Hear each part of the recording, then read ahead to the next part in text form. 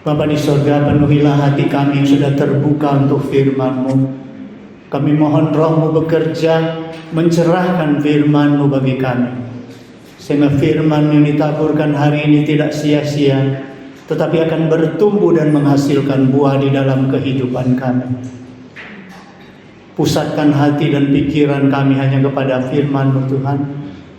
Lepaskan kami, jauhkan kami daripada segala gangguan, dari pikiran duniawi, dari manusia maupun dari iblis. Biarlah ibadah ini boleh memuliakan nama Tuhan, dan kami semuanya yang hadir diberkati. Terima kasih Tuhan, di dalam Yesus Kristus kami berdoa. Amin. Shalom. Jemaat yang saya kasihi di dalam Yesus Kristus, firman Tuhan hari ini saya ambil di dalam kitab Ulangan. Kitab Ulangan pasal 30. Kitab Ulangan pasal 30 ayat ke-19 dan ayat ke-20. Kemudian di kitab Yosua pasal 24 ayat ke-15. Dua bagian Alkitab.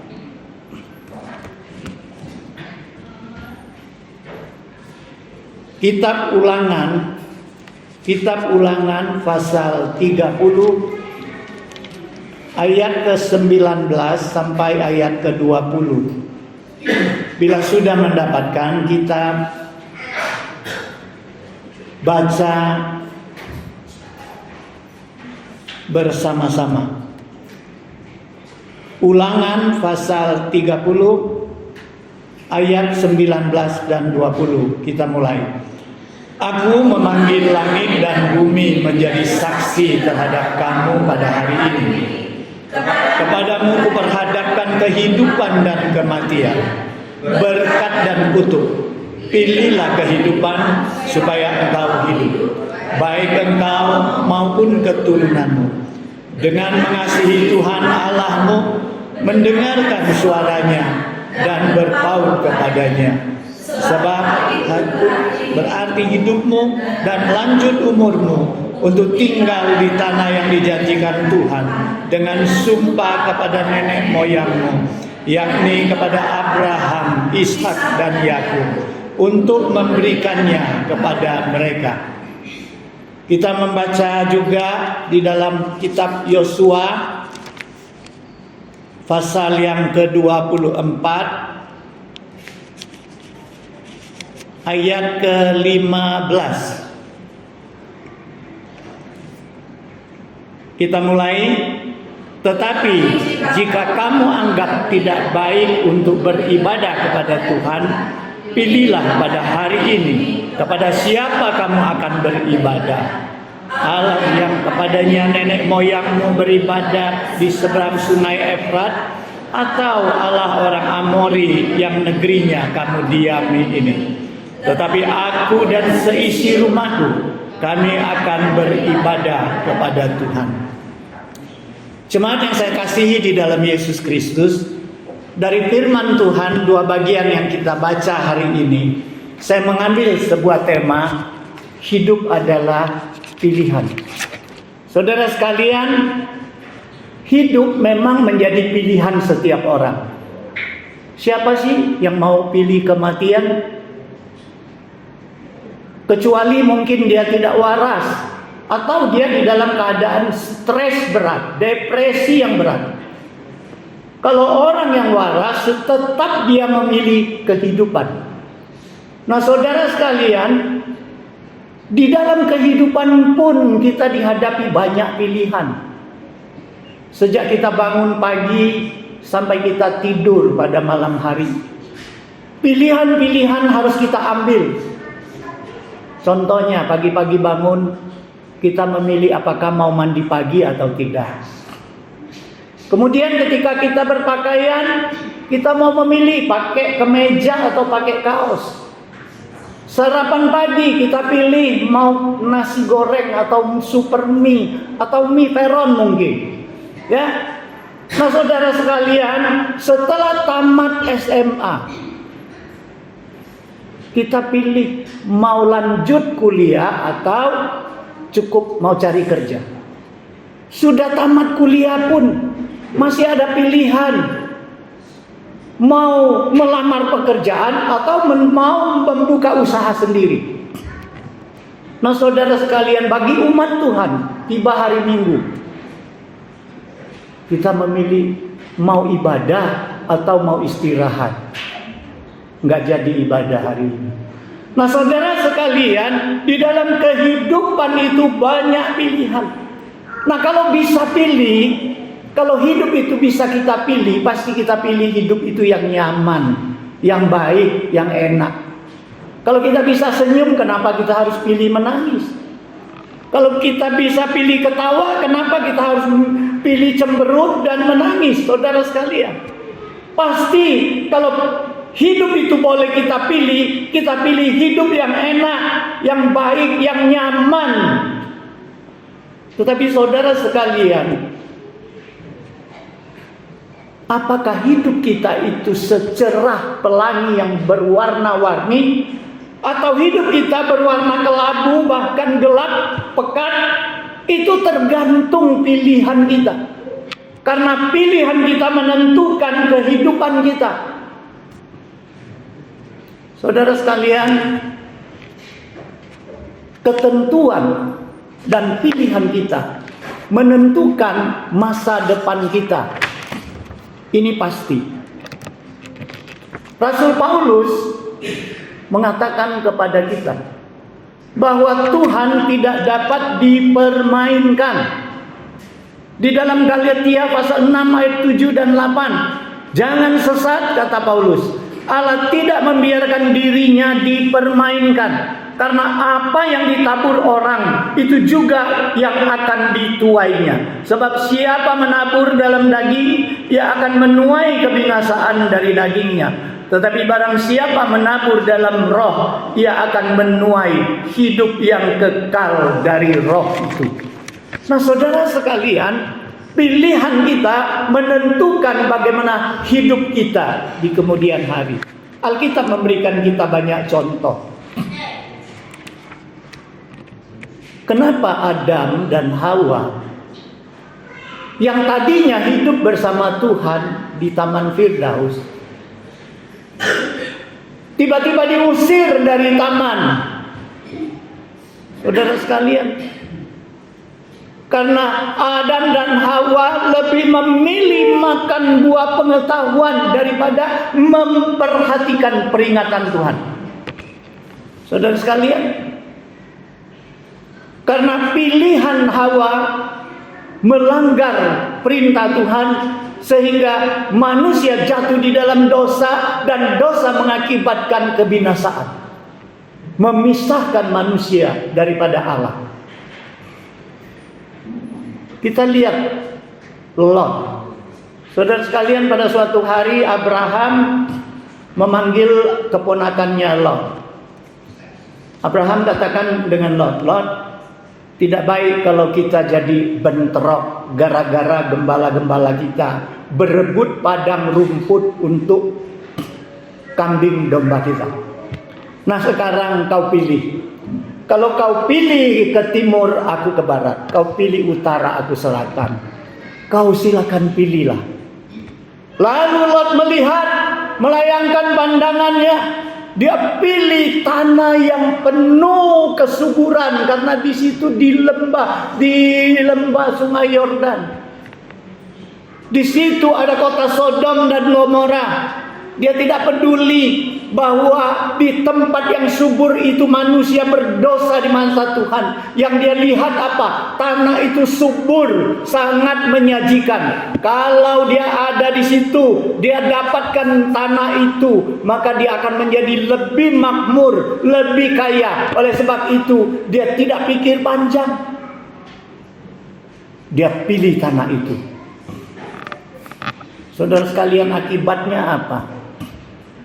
Semua harta Lot dari sebelum dia pindah ke Gomora dan Sodom, sampai dia di sana mendapatkan harta, bersama 2 menantu laki-lakinya. Semuanya ludes bersama musnahnya Sodom dan Gomora oleh Allah. Bukan itu saja tragisnya. Istri Lot menjadi tiang garam. Gara-gara apa? Menoleh ke belakang. Melanggar larangan daripada Tuhan. Belum selesai penderitaannya. Lot dan kedua putrinya berhubungan mesum, sehingga lahirlah anak-anak menjadi keturunan di kemudian hari Bani Moab dan Bani Amon, orang-orang kafir. Nah, saudara sekalian, kita juga melihat Esau. Saudara sekalian, satu hari Esau pulang berburu, tenggorokannya dia merasa sangat haus. Ketika dia melihat Yakub membawa semangkok kuah kacang merah, dia mau itu. Tetapi Yakub bilang apa? Oh, nggak bisa semaunya kau. Kita tukaran. Kalau ini kau mau, boleh hak kesulunganmu berikan kepada aku.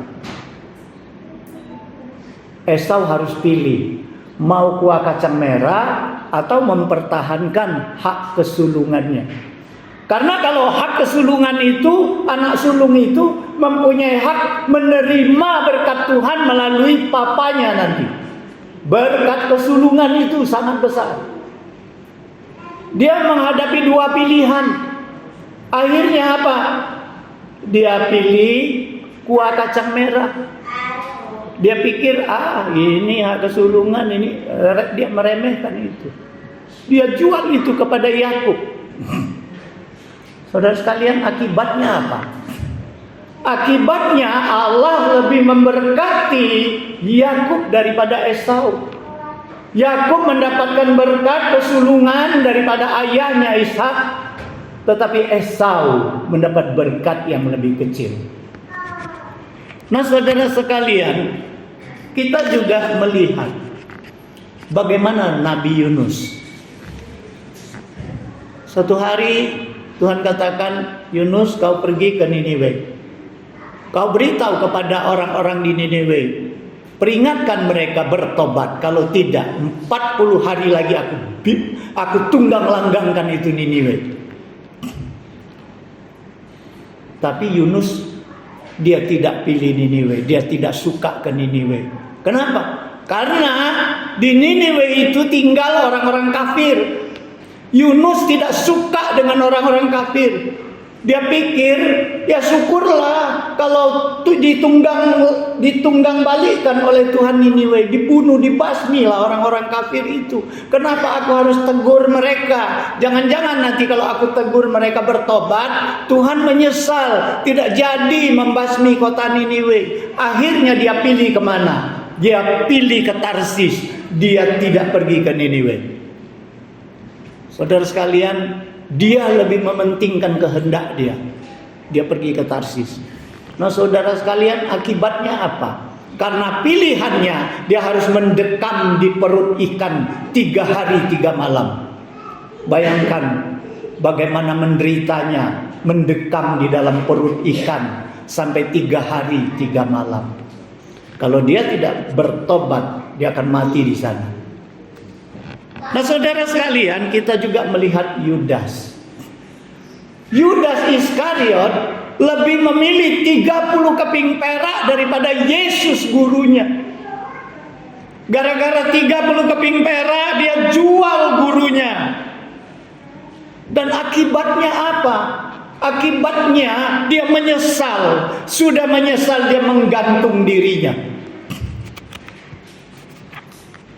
Saudara sekalian, ini akibat daripada pilihan yang salah, berdampak kepada kehidupan mereka. Saudara sekalian, kita melihat pengalaman Naomi. Naomi tadinya tinggal di Bethlehem, karena di situ ada bala kelaparan. Dia pindah, dia hijrah ke Moab. Setelah di Moab, wah, dia didera oleh Tuhan. Bagaimana Dera? Suaminya mati di Moab. Sudah suaminya mati, anak laki-lakinya 2 mati semua. Tinggal siapa? Tinggal menantunya 2, Orpa dan Rut. Orpa dan Rut ini semuanya orang Moab. Naomi sendirian dengan menantunya 2 orang Moab. Dia didera Tuhan. Dia sangat sedih di situ. Akhirnya dia putus asa. Dia pikir dia harus pulang kembali ke kampung halaman. Saudara sekalian, tahu dia pulang ke kampung, dia bilang, jangan panggil aku Naomi, panggil aku Mara. Saudara sekalian, sebelum dia pulang, dia panggil 2 orang menantunya, Orpa dan Rut. Kalian masih muda-muda, ya, kalian punya masa depan panjang. Sementara saya tidak punya anak laki-laki lagi untuk jadi suami kalian. Nah sekarang kalian saya bebaskan, pilih, pulanglah ke rumah orang tuamu, karena kalian masih muda. Saudara sekalian, Orpa datang memeluk Naomi, kemudian pamit, dia pulang ke rumah orang tuanya. Tetapi Rut tidak. Rut lebih memilih ikut Naomi. Dia katakan, kemana ibu pergi, aku ikut. Tuhanmu Tuhanku, Allahmu Allahku. Sekalipun pada saat itu dia tidak melihat masa depan yang cerah. Sekalipun pada saat itu pasti dia pikir, aku kalau pulang ke kampung dengan Naomi, dengan mamaku, aku akan menjaga dia seumur hidup. Karena dia sudah tua renta. Tidak ada harapan, tetapi dia pegang Tuhan. Dia yakin dengan Tuhannya Israel. Saudara sekalian, kita lihat akibatnya apa. Dia mendapatkan suami Boaz. Dan akhirnya keturunannya lahirlah Yesus Sang Mesias. Saudara sekalian, kita melihat bagaimana anak yang hilang. Anak yang hilang ini anak bungsu. Dia lebih senang dapat warisan daripada dapat papanya. Dia lebih senang harta warisannya daripada ayahnya. Dia lebih senang merantau keluar, tinggalkan rumah bapaknya ketimbang tinggal dengan bapaknya. Akhirnya akibat keputusannya ini, dia merana ketika di tempat orang lain terjadi bala kelaparan. Saking laparnya dia harus makan makanan babi. Nah, pada saat itu dia menyesal. Setelah menyesal, dia bertobat. Dia kembali kepada bapaknya. Saudara sekalian, dia kembali kepada bapaknya. Akhirnya dia dipulihkan. Nah saudara sekalian, dari sini kita dapat melihat setiap keputusan dan pilihan kita itu sangat mempengaruhi hidup kita di kemudian hari. Oleh sebab itu, pilihan kita mengandung konsekuensi yang harus kita tanggung. Sebab itu kita harus benar-benar memilih dengan baik.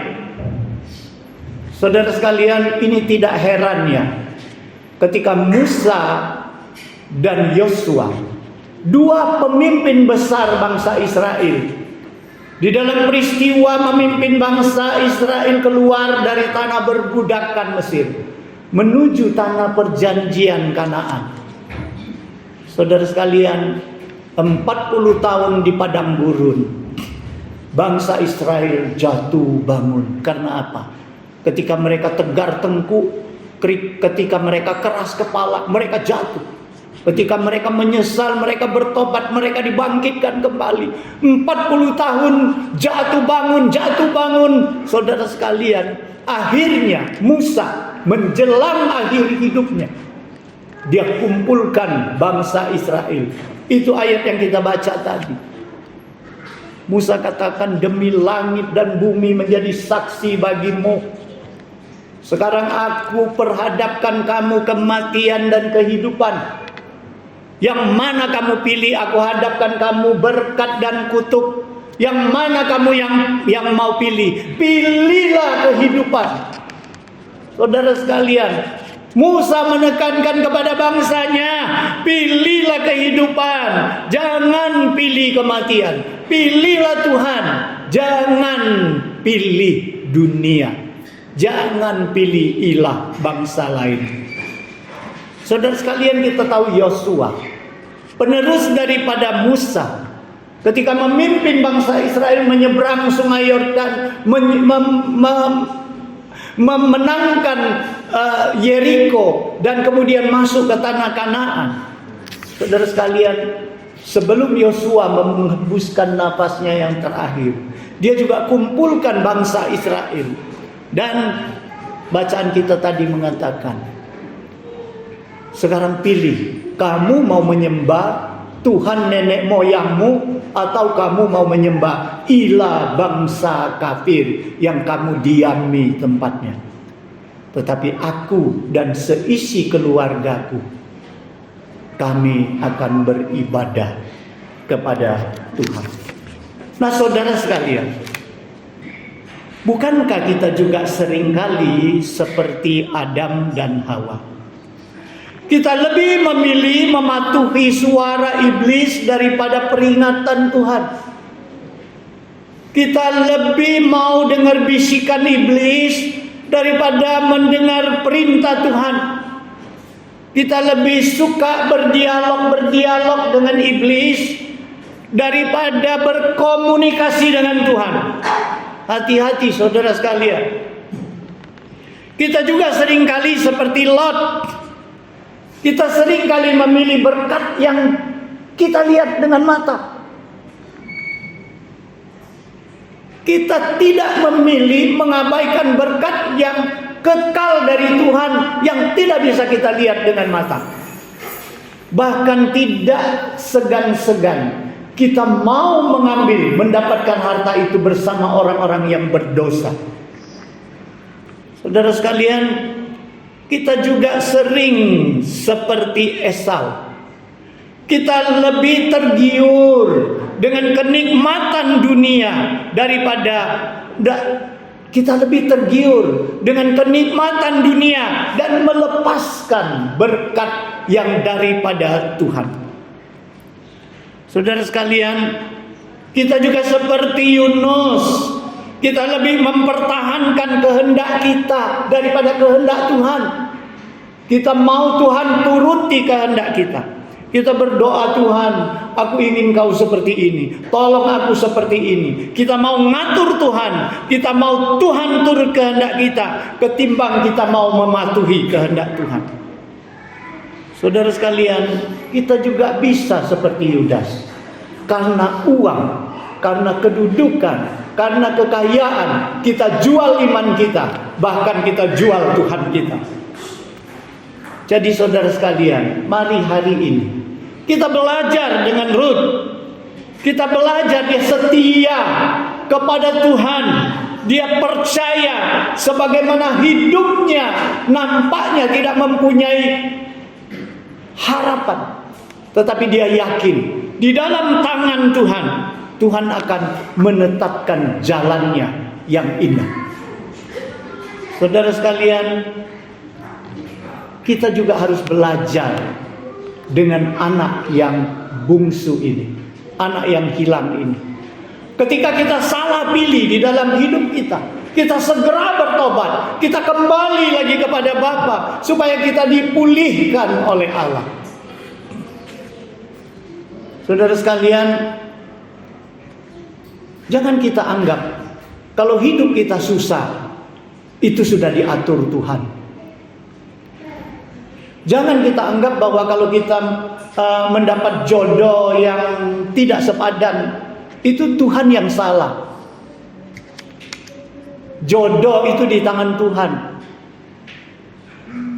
Saya kadang-kadang pikir, apakah benar jodoh itu di tangan Tuhan? Kalau kita pilih istri, kemauan kita sendiri, kemudian ternyata keluarga kita berantakan dan hancur, kita salahkan Tuhan. Kau beri jodoh yang tidak baik dengan saya.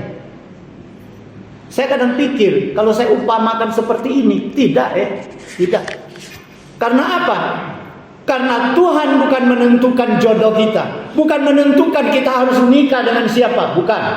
Tuhan menentukan kriteria untuk mencari jodoh. Itu benar. Salah satu kriteria Tuhan melalui Paulus mengatakan carilah yang seiman. Masih banyak lagi.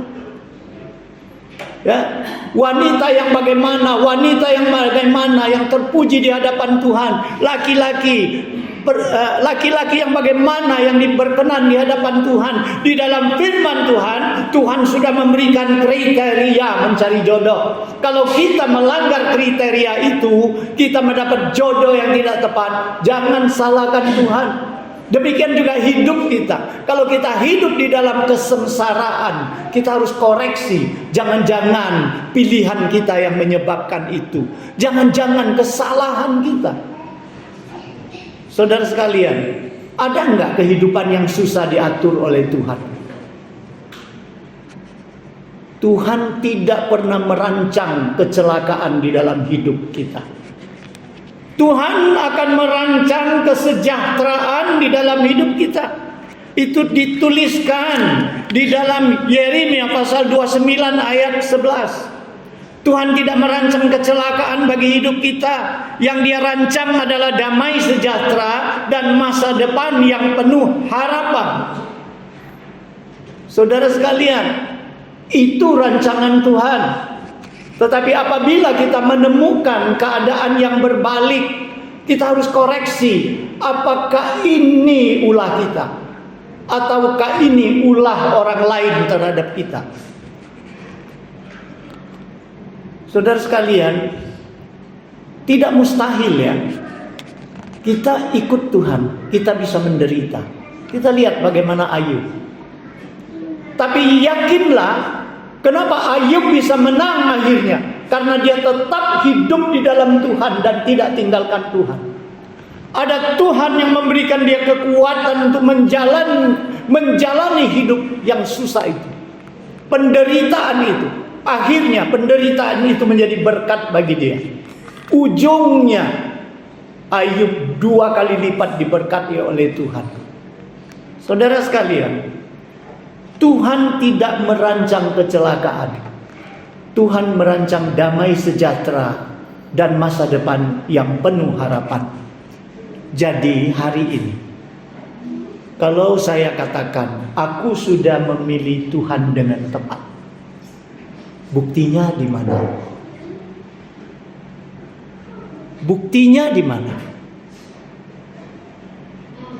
Yesus katakan dari buahnya, sebatang pohon, dari buahnya kita mengenal pohon itu. Saudara sekalian, jangan kita mulut mengatakan aku sudah pilih Tuhan, tetapi kita tidak menghasilkan buah yang menampakkan, yang menunjukkan, yang membuktikan bahwa kita benar-benar orang yang sudah memilih Tuhan. Jadi apabila kita memilih Tuhan, ada syaratnya.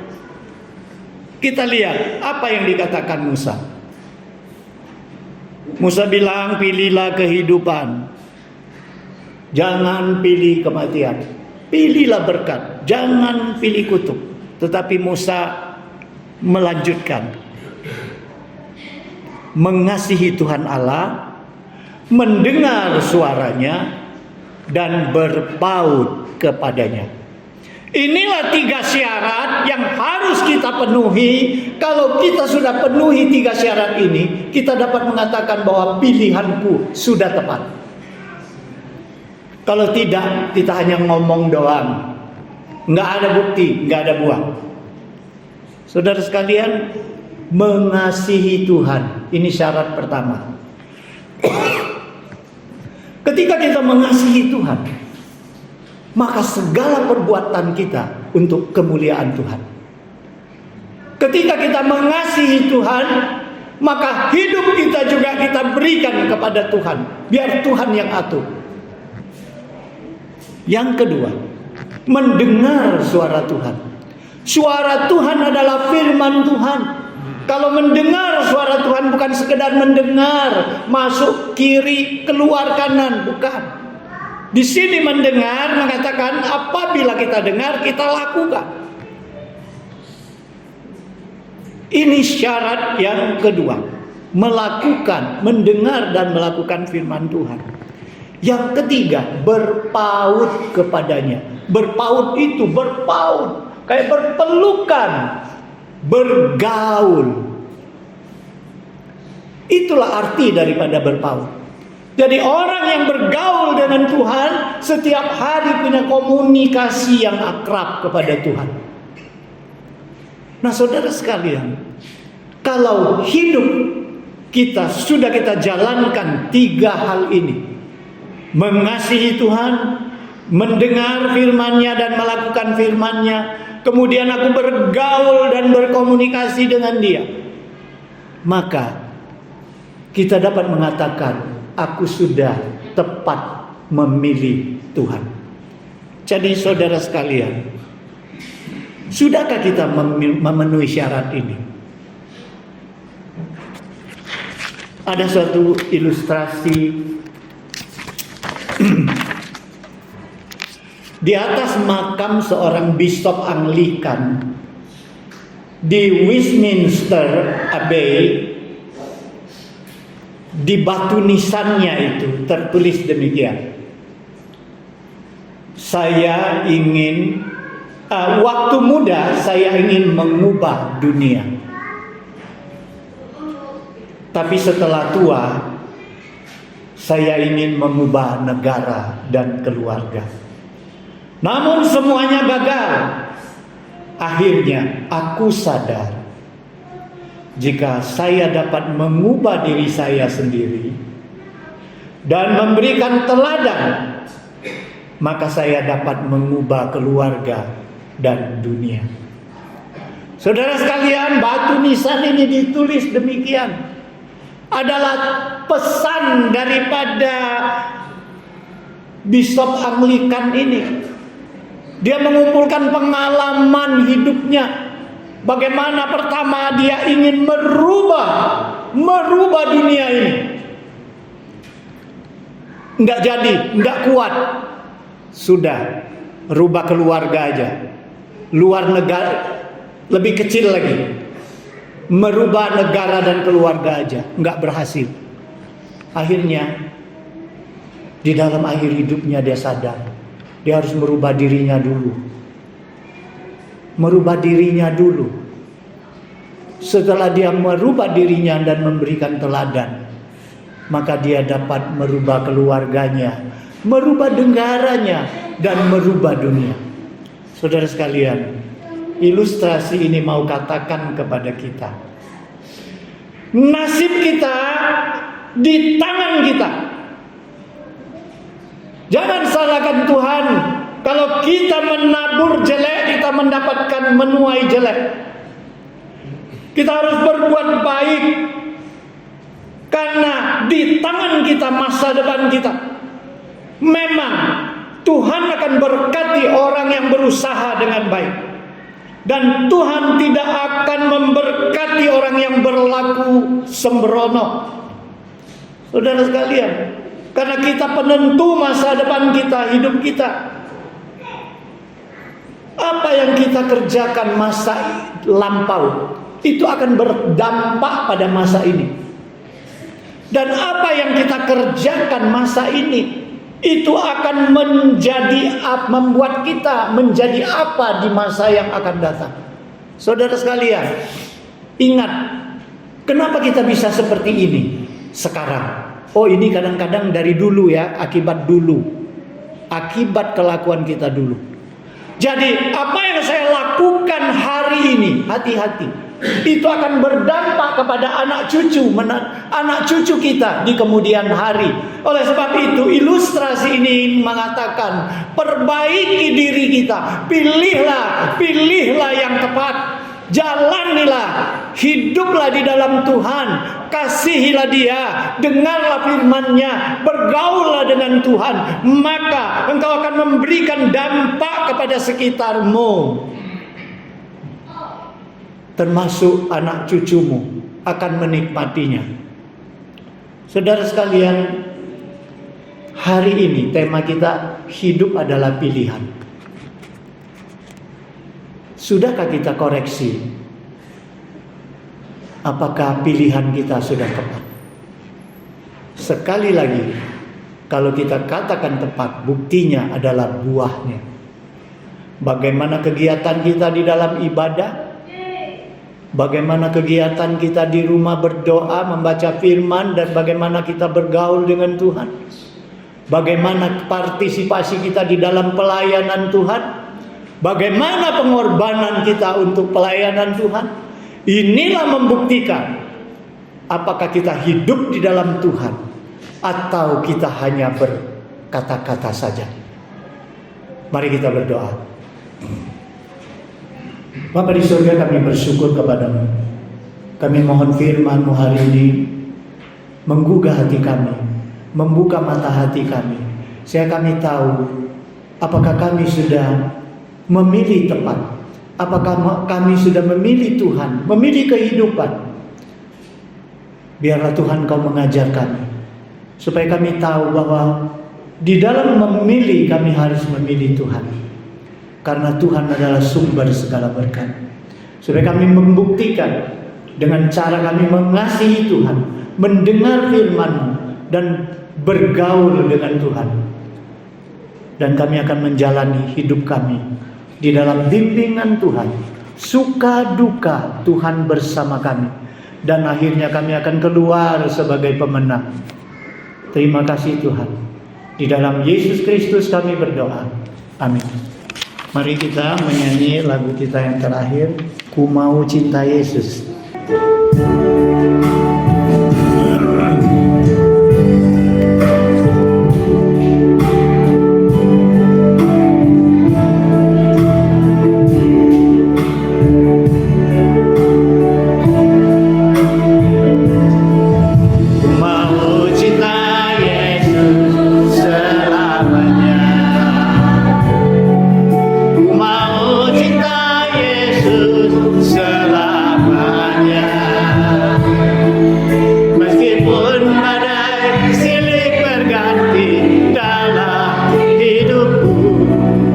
Ku tetap cinta Yesus.